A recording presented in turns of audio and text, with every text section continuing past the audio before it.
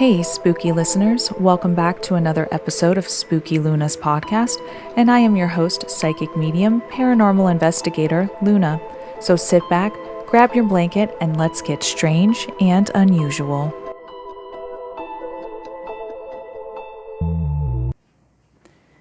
Hey guys, and welcome back. This is season 3, episode 1, that's crazy. So I feel like I've got some explaining to do, and I am so sorry to my listeners. I know that there have been a lot of people asking me lately, especially in the last few weeks, Luna, when are you going to do another episode on your podcast? When are you going to do this? Guys, I am so sorry. There has been so much change in my life. It's insane, but good change, not bad change. As you see, I'm in a different home. I'm so much happier. Things are just going amazing. Okay.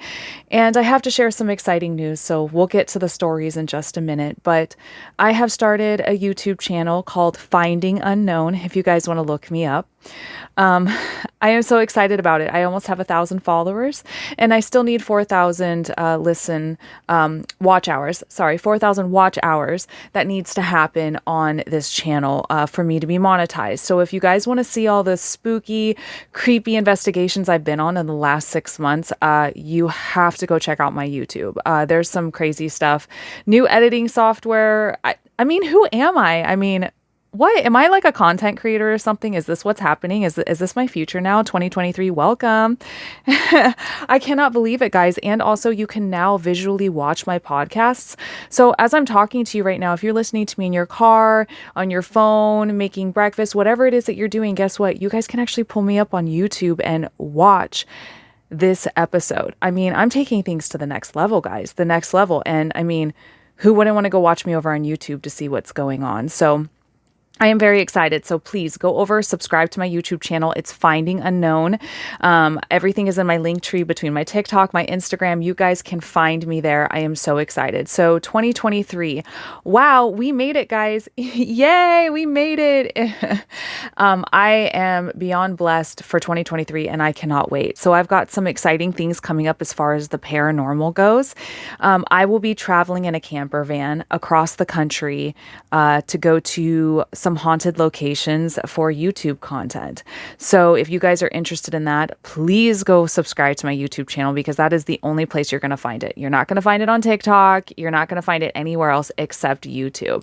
I'm literally taking this paranormal investigation thing serious because this is what I want to do for a living. I love it. And I want to make this my full-time thing. And trust me, I am working my butt off to get to that point, guys. And not to mention, I'm going to have some very special guests on these episodes that I think you guys know. And you're like, wait, what? That's insane. So guys, I'm telling you, between being on a few podcast shows, taking my YouTube to the next level, and now we're on season 3 of my podcast.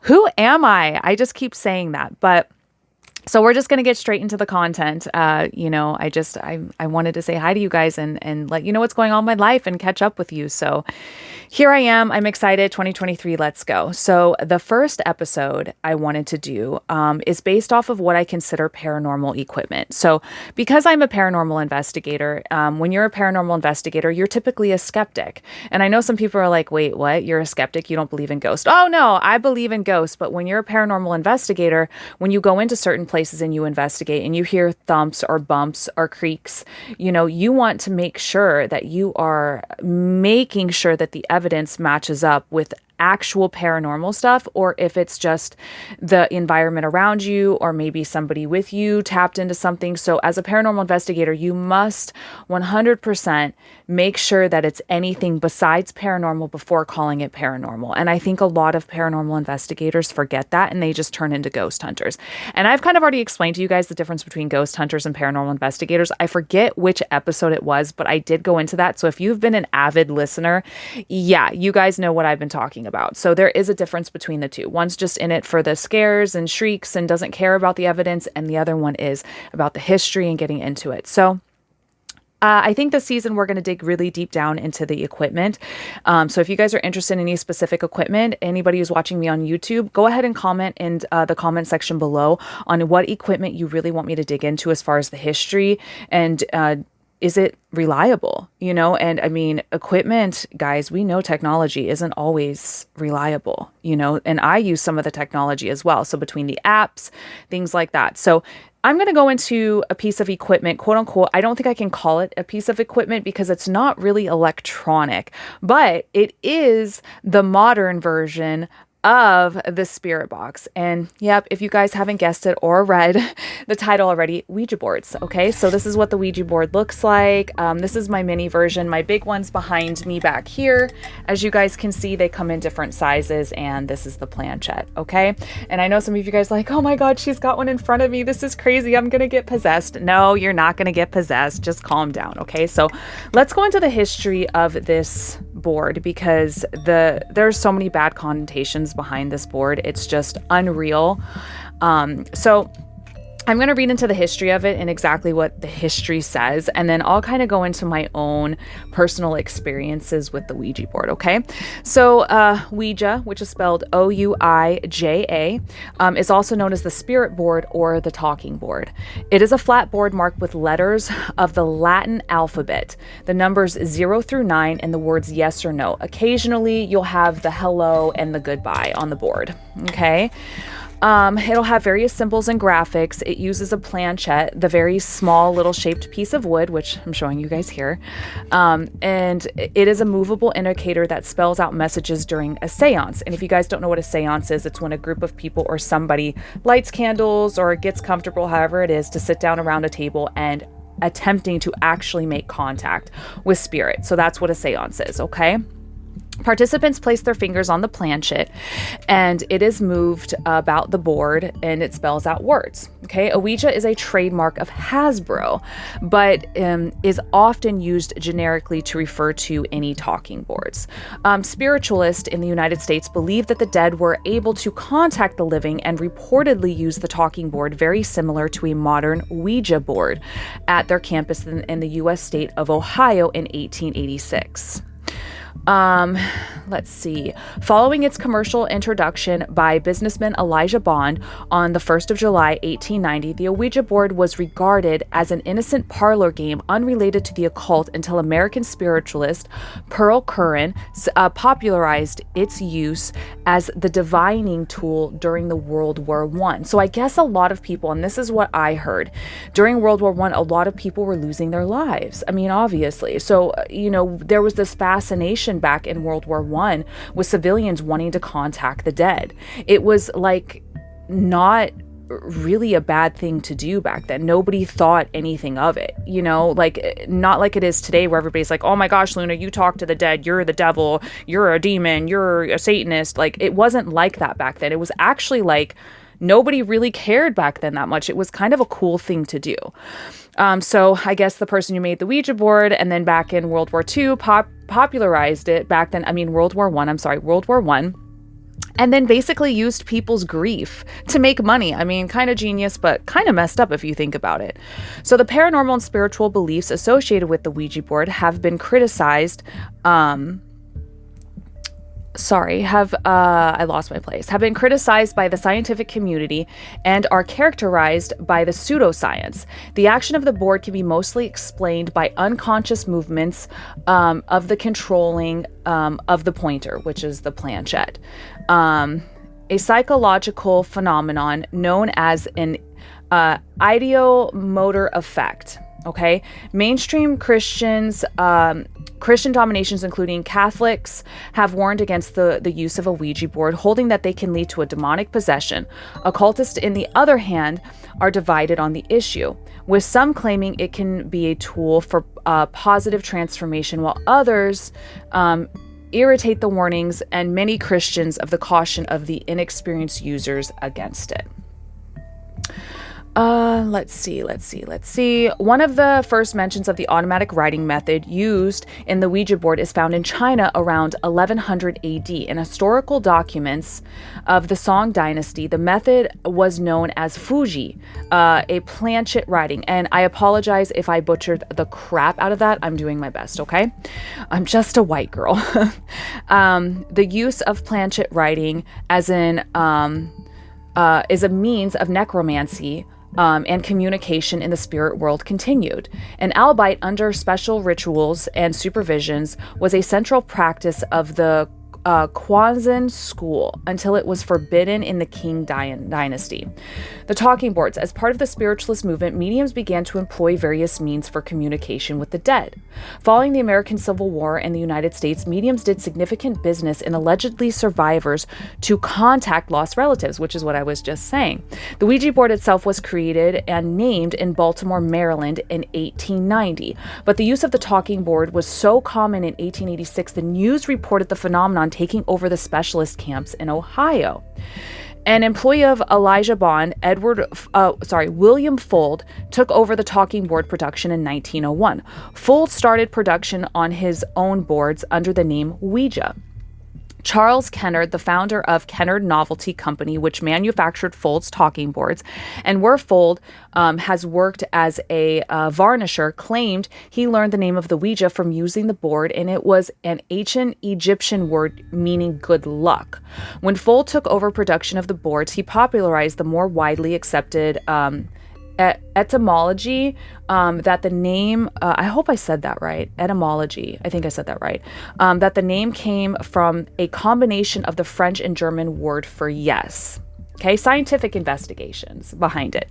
The Ouija phenomenon is considered to be a scientific community to be the result of an ideomotor response. Okay, first described this effect in 1853 while investigating table turning. If you, I'll go into the ideomotor response in just a second if it doesn't get into it. Okay, various studies have been conducted reenacting the effects of the Ouija board in the lab and showing that under laboratory conditions, the subjects were moving the planchette involuntarily.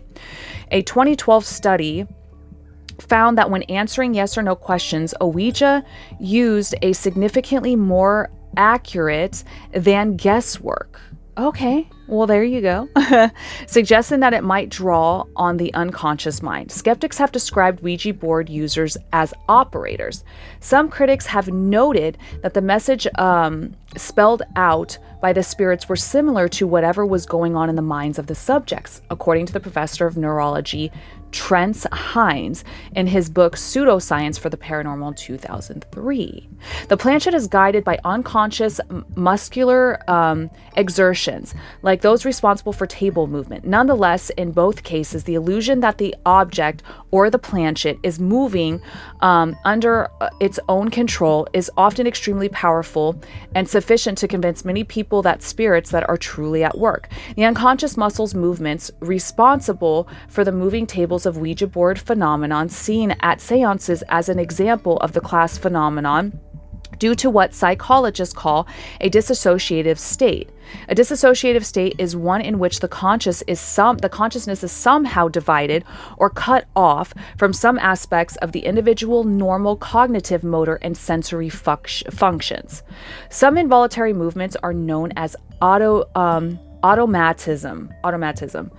It correlates with the ideomotor phenomenon because both rely on unconscious movements. The difference that the ideomotor phenomenon is based on the idea that something can happen tricks the brain into doing it. For example, think about not moving the planchette leads to possibly the planchette not moving, which then makes someone unconsciously move the planchette. Ouija boards were already criticized by scholars early on, but described in 1927's journal vestigial remains the primitive belief system. Guys, I am horrible at pronouncing some things, so please don't come after me. And the con of parts fools for their money. Another 1921 journal described reports of Ouija board finding as half-truths and suggested that there are inconclusions in national newspapers at the lowered and national discourse overall. In the 1970s, Ouija board users were also described as cult members by sociologists through the severely scrutined in the field. So they were scrutinized by them. Okay, so religious responses. We're going to get into the religious response, and then we're just going to move on from this because I don't really like to dig too much into religion, okay? Since early in Ouija boards history, it has been criticized by several Christian denominations. The Catholic churches forbids the practice of divination, which includes the uses of Ouija boards. Catholics answered, and Roman Catholic Christians organizations, the Ouija board is far from harmless. It is a form of divination seeking information from supernatural sources. The boards are banned and warned congregations that they were talking to demons when using the Ouija boards. Let's see. The Dutch Reformed churches encouraged the communicants to avoid Ouija boards as it is practice related to the occult. The Ouija board was burned in the Alamogordo, New Mexico. I don't know why I just said New York. New Mexico by fundamentalist groups as symbols of witchcraft. Religious criticism has also expressed beliefs that the Ouija board reveals information that should only be known in God's hands and thus is a tool of Satan. A spokesperson for Human Life International described the boards as a portal to talk to spirits and called for Hasbro to be prohibited from marketing them. These religious objections and the use of Ouija boards have turned rise against folklore and communities where they circulate. The board opens up to evil spirits, turn the game into an object of supernatural dare, especially for young people. So I would agree that I do not believe that Ouija boards are games. I don't think that they're games at all whatsoever. I don't think children should be using them. Hasbro, shame on you for saying that it's like for like 12-year-olds or something like that. I think it's even like 7-year-olds. I don't even know, but shame on you for doing that, Hasbro. I'm just saying that right now because, I think that it really does open people up to the spiritual side of things, which is great. I'm all about the spiritual side of things because, hey, I'm a spiritualist myself. I'm a psychic. I'm a medium. I'm a paranormal investigator. So I do believe in it. So, have I used Ouija boards? Absolutely. I'm an avid collector of Ouija boards. I love Ouija boards. I think they're very cool looking. I think the art and details on them are absolutely amazing. But in the end of the day, they are not playthings. Just like tarot, spirit boxes, dowsing rods, all the above, it is all a form of communication. And I just recently saw in a post in TikTok where somebody was asking, what did the people feel about Ouija boards and do they feel it's a form of communication with the other side? And somebody said, well, spirit boxes are safer because you don't actually have to open up communication to use the spirit box. And when I saw this, I was thinking to myself, well, this person's an idiot. Like, when you're talking in a spirit box, and it starts going, yeah, you just turn it on. You flip a switch on and the spirit box turns on, right? But as soon as the spirit starts talking to you, if you talk back to it or say hello, then you're opening communication with it. So either way, you must open communication with many different tools, just like the Ouija board, but it works different because there are no batteries. It's a piece of cardboard and a piece of plastic and some glass or, resin or whatever it is to make the planchette. So either way, I have done the Ouija board blindfolded before, and I've had somebody ask questions and watch my Ouija board answer just to see if it is my mind doing it or if it actually is spirit. Now, when I did this, the answers were coming back fine when I was blindfolded. So, I would say that I do believe it goes under, what was that word that they were calling it? The ideomotor. Yeah, the ideomotor. I do think that some people do have that. And I do know that some people who use Ouija boards don't even work at all. And some do. Anytime I ever use a Ouija board, that thing works like so fast. Do I think that they're real? Do I think that they are real? Do I think it is a form of communication with spirit? Abso-freaking-lutely. 100%. But you've got to know how to use it properly. You've got to know how to close it properly. You've got to know how to open it properly. You just have to be very careful, which on my TikTok, I did make a video on how to do proper opening and proper closing of the board. You just have to be very, very careful with it. With anything, you could bring in something evil. Do I think that this board right here in front of me is a portal to hell and just having it around me is going to make me possessed? No, that's dumb. That's like saying that my journal that's made out of wood and paper is going to get me possessed. There's a bunch of letters in here too. So no, I think that there are some extremes, but I do also feel that you should be very careful with what it is that you do. And I think that when you open this, you need to set very specific intentions of what it is that you're looking to get out of it. I think if you're just going to get on here and play with it, you shouldn't even get on. I think that there needs to be a specific intention as to why you're getting onto, who you're talking to, and get the hell off of it. Now, there are some things about the Ouija board that people don't know. When you start using it, if it just starts going over random numbers and it doesn't make sense and you're asking for something to come through, something specific, I would never ask for just anything to come through, whether that's any tool that you use, any divination tool that you use, never just say anything come through. That is the dumbest thing anybody could do, hands down. You need to be very specific. Only that with the best intentions, only that with the love and light, only that has my best interest at heart to come through, only my spirit guides, blah, blah. Be very specific. Only the spirits in this house, only this, only my whatever it is that you want to say, be very specific, because when you say anything, okay, well, here comes the floodgates, of spirits. But when it goes over very specific things and it's just going over different things and it's not making sense, that's what I like to call static, like radio static on the Ouija boards, and you should stop using it. Don't force it, because I feel like a lot of people force it and that's when they get in trouble.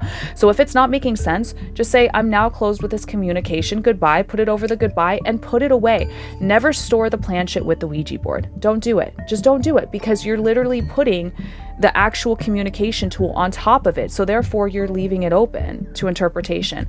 Now, I do have some friends that say that they were possessed and there was a demon that got attached to them from using a Ouija board. I don't think that they're full of it. I do think that they are telling the truth, but I also do feel like that they didn't know what it was that they were doing.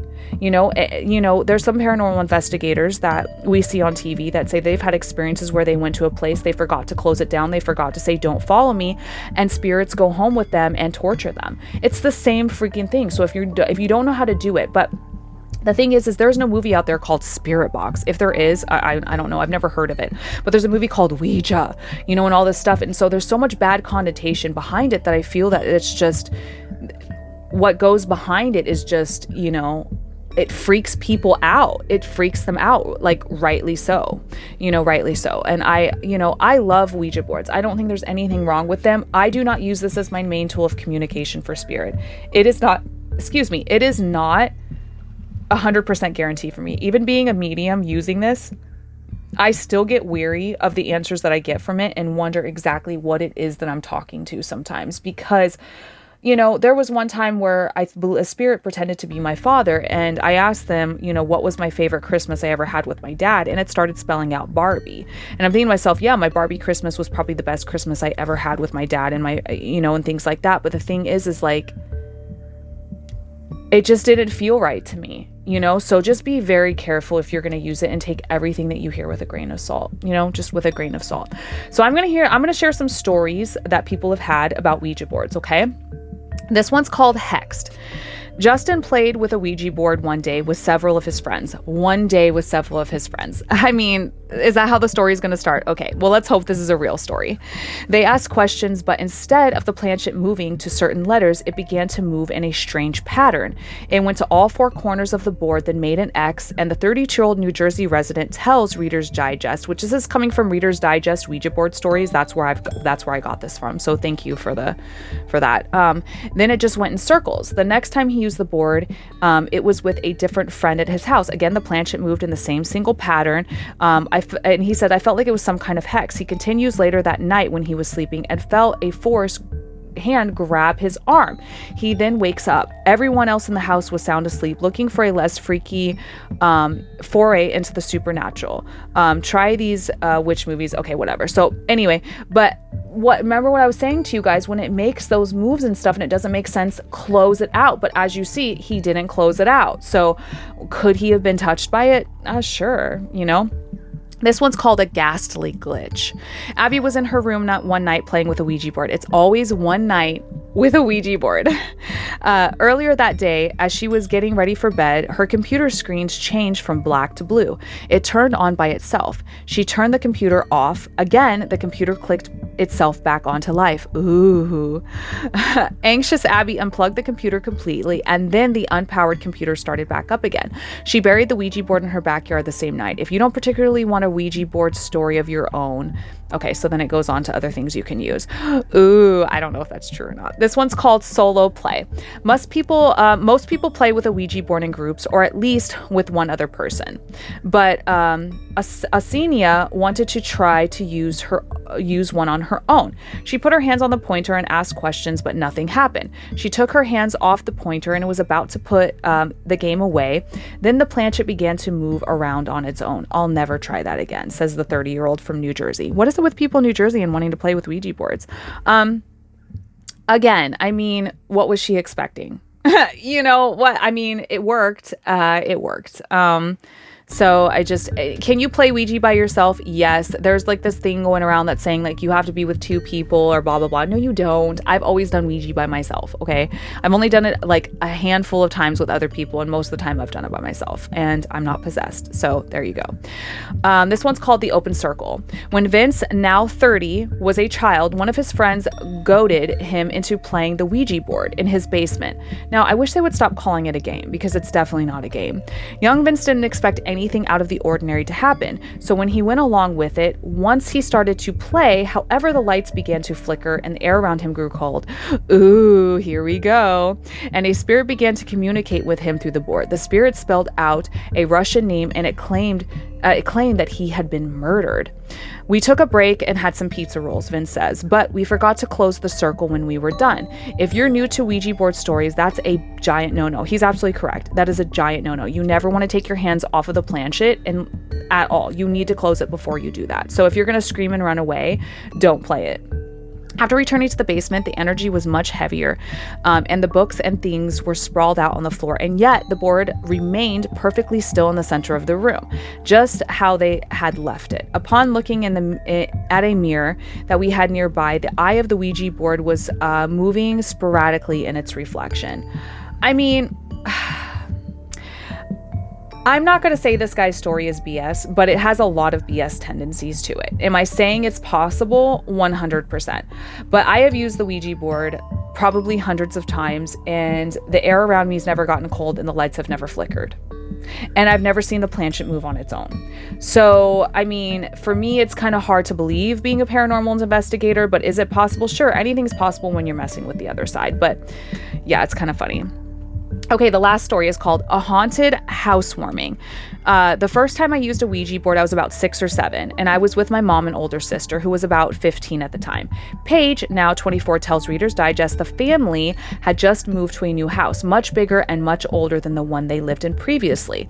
That night, Paige, her mother, and her sister were eating pizza on the living room floor since they didn't have all of the furniture set up yet, but they had put on a fire to ease the chill of the fall air. Ooh, here it comes.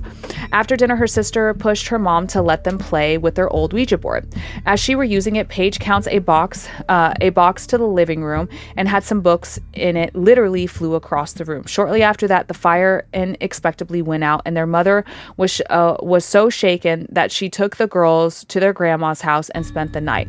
If this story doesn't convince you to skip the Ouija board, okay, whatever. Then again, I smell a lot of BS about this story. You know, I mean, I could make up my own story too, but like I said, do I believe it's possible? Sure. I don't know. I just feel like, you know, a fire going out and books being flown across the room. Okay, so now we've got poltergeist activity with a Ouija board. It's just, for me, I don't know. A lot of these stories just seem a little bit crazy to me and out there. So just take everything you hear about the boards with a grain of salt, guys. They've got such a bad connotation behind them. You know, I've seen people on TikTok put string on the planchettes and move them. Like, people just want to play off our fears, and that's how a lot of people make money. I would definitely say if you're not seasoned in boards, don't worry about it. Don't buy one. If you want one just to hang up on the wall, cool, get it. Do I feel like it's the best form of communication with spirit? Absolutely freaking not. It is not a toy. It is a divination tool, and it needs to be respected as such. Don't push your limits with it. Figure out your protections, your grounding. Be smart about things. Be smart about how you're going to use the boards. You know, always be good. I mean, hit up a medium friend or a spiritualist and or somebody who considers themselves a professional, in the field to do it with you. But for the most part, stay away from them. Don't play with them. If you don't know what it is you're doing, if you're just going to dick around on it, I wouldn't say to do it. But if you're going to use it for a very specific reason, like in investigations like I do, I think it's perfectly fine as long as you set those intentions and you close it. So that's going to come to the end of episode 1 of season 3. If you guys have made it this far into the episode, thank you so much. Anybody who's listening on my podcast, just audio wise, please share this out to all of your family members, share it out to your friends, let them know to come listen to it. It would really help me grow. That's how you guys can show your love and support for my channel. If anybody's watching on YouTube, thank you so much for sticking around this long. Please hit that subscribe button, that like button, the share button, and also don't forget to leave a comment. That's how you can show your love and support for me and to grow this channel, okay? So until next time, you guys stay strange and unusual. Don't be sad, spooky listener. Head on over to lunaparanormal.com. That's Luna paranormal.com, where you can get your spooky fix of Luna 24/7. And until next time, I hope you guys stay strange and unusual.